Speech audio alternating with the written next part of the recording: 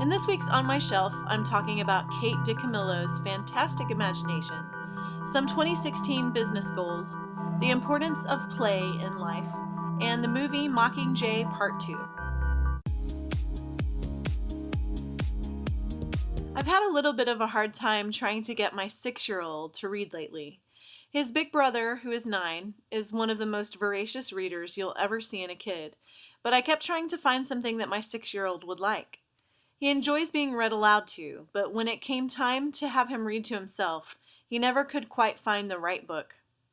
And then I discovered Kate DiCamillo's Mercy Watson series. I was no stranger to Kate DiCamillo's work. If you've never read one of her books, you're truly missing out on a fantastic kid-lit read. DiCamillo is the author of The Tale of Despereaux and Because of Winn-Dixie, which were both turned into movies, one animated and the other a movie starring Anna Sophia Robb as Opal and Jeff Daniels as her preacher dad.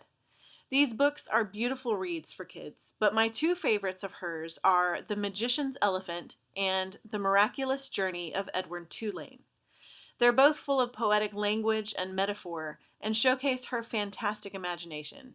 I've read all of her books aloud to my boys, but for some reason had never picked up the Mercy Watson series. Well, my 6-year-old loves them. He reads them walking around the house, and he takes them on trips, and he will neglect his chores and responsibilities because he's so busy reading. These stories are about Mercy Watson, a pig who belongs to Mr. and Mrs. Watson. She is adventurous and sweet and mostly charming, and my boys have fallen in love with her spunk. Asa, how many of the Mercy Watson books have you read? 6. 6 of them? You've read all 6. Which one was your favorite? All of them. All of them? Why do you like Mercy Watson? Because it has a lot of action. A lot of action. What is Mercy Watson about? A pig named Mercy. Okay. And what does she do? So, there's one of them that's really funny. Okay. Which one? It's, Mercy Watson, something wonky comes this way comes. Okay, something wonky this way comes. What's it about?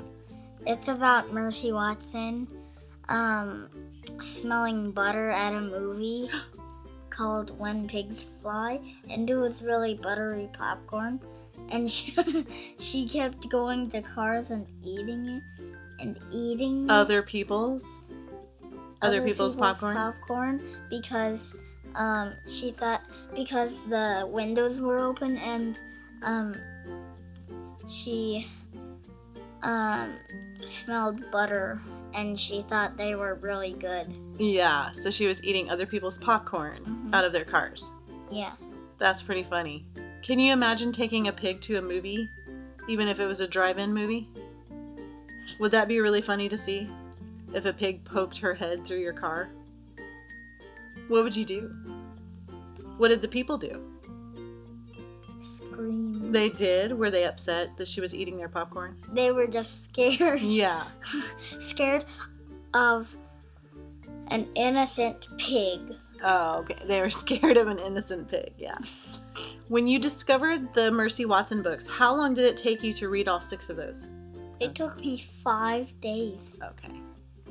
That's pretty good. Because those are pretty long books. They're not too long, but they're pretty long. If Kate DiCamillo came out with another Mercy Watson book, would you read it? Yes. We should tell Kate DiCamillo to come out with another Mercy Watson book. She's already dead. No, she's not. What? She's alive. Look at the camera and say, "Please, Kate DiCamillo, will you write another Mercy Watson book?" Please, Kate DiCamillo, will you, please write another Mercy Watson book. Asa, thank you for being on My Shelf. I think people are going to enjoy this little extra with you. Thanks for watching. During my Sabbath week, I solidified my 2016 goals and chose a business word that will encompass the new year. The business word is actually 2 words: forward motion. For a while, I've been feeling like I'm just standing still, like there's no movement in my career. I've been producing a ton of content, and ended the year with 3 novels ready to send out to submission, but nothing seemed to be going anywhere. So I'll be working really hard in this new year to start seeing some momentum. In the new year, I'd like to learn to be a better photographer, how to use social media better, and more about graphic design.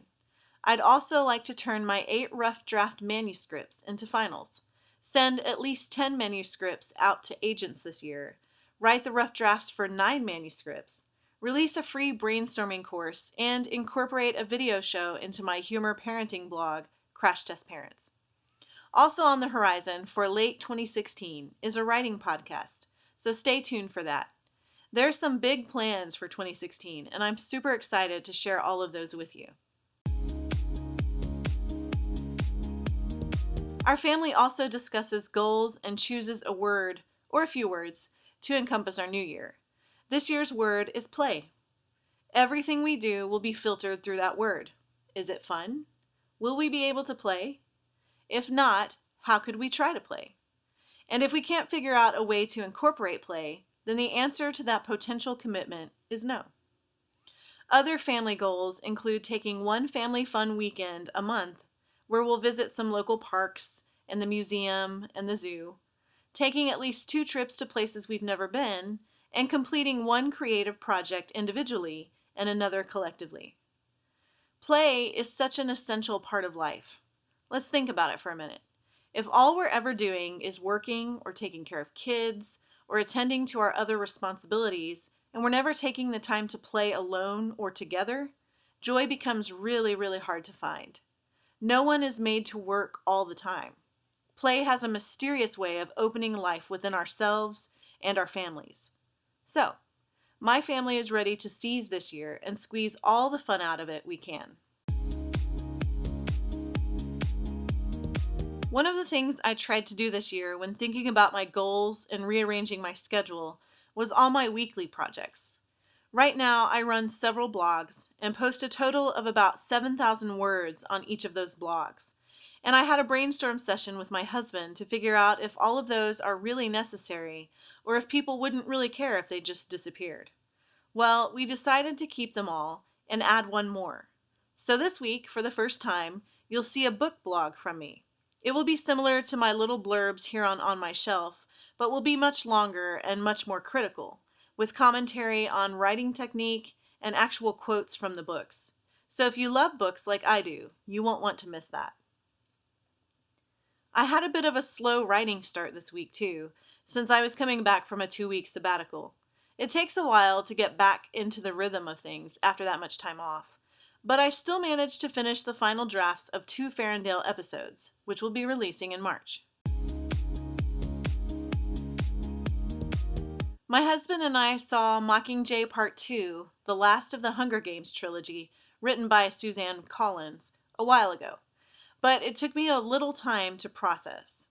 The movie was directed by Francis Lawrence, and the screenplay was written by Peter Craig and Danny Strong.